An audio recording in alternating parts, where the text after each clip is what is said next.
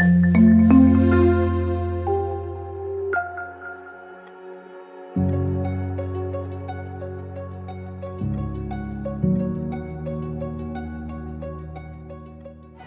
my campaign in Greenpeace is actually working on climate change. It's an issue that affected everyone and in many aspects.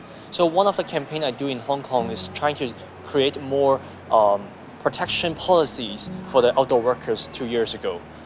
And when we're talking about outdoor workers, usually as an environmental NGO, people were like, oh, why is this your issue? I mean, there are so many workers' unions or worker-related NGOs already. So we have to collectively work with them and tell them that, oh, climate change is an issue also affected you.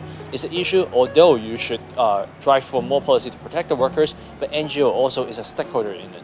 So by bringing more stakeholders together, like NGOs from different aspects, and then putting people who are actually affected by climate change together, we collective the voice together and ask the governments to bring more protection policies to the outdoor workers in Hong Kong. And that's a campaign that we do 2 years ago. And after that, government actually released a new guideline and also renewed it the year after that what is lacking behind proposed by NGOs, including us.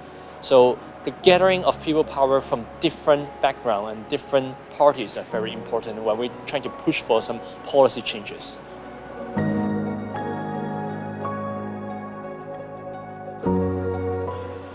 Well, my sharing today talk about climate change, and I also touch on the works we did about outdoor workers 2 years ago. So I want to point it out that Hong Kong is a very wealthy city with great infrastructure, but we're not safe from climate change. People like the outdoor workers are at the front line that are affected by climate change, from their working environment, and also the poor who live in subdivided flat, they are also affected by extreme heat and so on. But not just the undervulnerable people. Everyone in Hong Kong also affected by climate change as well.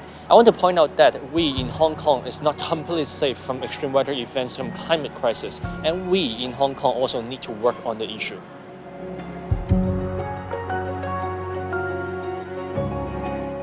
Well, I was invited to speak on this summit, and I noticed that the audience are all mainly youth.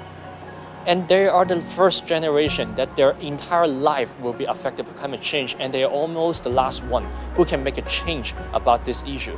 So I would like to share our perspective at Greenpeace about how much we care about climate change and our ideas of what needed to be done in the issue. It was great that I can share the information to the youth today.